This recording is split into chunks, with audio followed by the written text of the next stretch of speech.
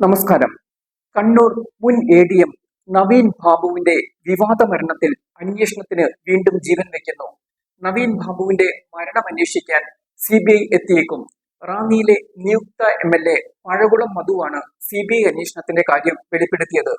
പുതിയ സർക്കാർ ചുമതലയേറ്റ ആദ്യ മന്ത്രിസഭാ യോഗത്തിൽ തന്നെ ഈ കാര്യം ഉത്തരവായി പുറത്തുവരുമെന്നാണ് പഴകുളം മധു പറഞ്ഞത്. നവീൻ ബാബുവിന്റെ മരണത്തിൽ സംശയം പ്രകടിപ്പിച്ച് കുടുംബം CBI അന്വേഷണം വേണമെന്നാവശ്യപ്പെട്ടെങ്കിലും സർക്കാർ അതിനെതിരായിരുന്നു. CBI അന്വേഷണത്തിനായി ഹൈക്കോടതിയിൽ നിന്നും അനുകൂല വിധിയും ലഭിച്ചില്ല. അതിനാൽ സുപ്രീം കോടതിയിൽ നവീൻ ബാബുവിന്റെ കുടുംബം ഹർജി നൽകിയിട്ടുമുണ്ട്. ഇതിനിടയിലാണ് UDF സർക്കാർ CBI അന്വേഷണത്തിന് ഉത്തരവിടുമെന്ന് പഴകുളം മധു അറിയിച്ചത്. കണ്ണൂർ മുൻ ജില്ലാ പഞ്ചായത്ത് പ്രസിഡന്റായിരുന്ന PP ദിവ്യയാണ് കേസിലെ ഏക പ്രതി. CBI അന്വേഷണം വന്നാൽ ദിവ്യ കുടുങ്ങും. കേസിൽ ദിവ്യയ്ക്ക് CPM സംരക്ഷണം നൽകിയത് വിവാദമായിരുന്നു. നാടകീയമായ കീഴടങ്ങൽ വാർത്തയിൽ നിറയുകയും ചെയ്തിരുന്നു. ഈ കേസിൽ അന്വേഷണ സംഘം കോടതിയിൽ കുറ്റപത്രം സമർപ്പിച്ചിട്ടുണ്ട്. കേസിൽ ജാമ്യത്തിലാണ് ദിവ്യയുള്ളത്.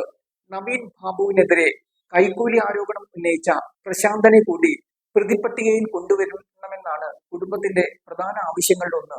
കേസിൽ തുടരന്വേഷണം ആവശ്യപ്പെട്ട് നവീൻ ബാബുവിന്റെ ഭാര്യ നൽകിയ ഹർജിയിൽ കേസ് പുനരന്വേഷിക്കാൻ കണ്ണൂർ സെഷൻസ് കോടതി ഉത്തരവിട്ടിരുന്നു. അതിനാൽ പോലീസ് ഈ കേസിൽ അന്വേഷണം തുടരുന്നുമുണ്ട്. നവീൻ ബാബുവിന്റെ ഭാര്യ മഞ്ജുഷയുടെ മൊഴി പോലീസ് വീണ്ടും എടുത്തിട്ടുമുണ്ട്. 2024 ഒക്ടോബർ 15 നവീൻ ബാബുവിനെ കണ്ണൂർ പള്ളിക്കുന്നിലെ താമസ സ്ഥലത്ത് തൂങ്ങി മരിച്ച നിലയിൽ കണ്ടെത്തിയത്.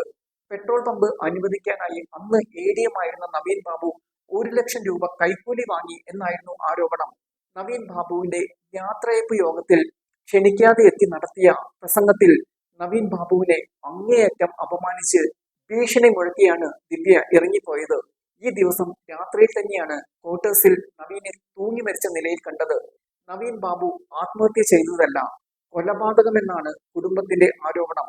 ഈ കാര്യത്തിൽ അന്വേഷണം നടന്നിട്ടില്ലെന്നാണ് കുടുംബം കുറ്റപ്പെടുത്തുന്നത്. കേസ് അന്വേഷിച്ച പോലീസ് മുൻ അസിസ്റ്റന്റ് കമ്മീഷണർ TK രത്നകുമാറിന് തദ്ദേശ തെരഞ്ഞെടുപ്പിൽ CPM സീറ്റ് നൽകിയത് വിവാദമായിരുന്നു. ശ്രീകണ്ഠാപുരം നഗരസഭയിലെ കോട്ടൂർ വാർഡിൽ നിന്നാണ് മത്സരിച്ചത്. രത്നകുമാർ വിജയിക്കുകയും ചെയ്തിരുന്നു.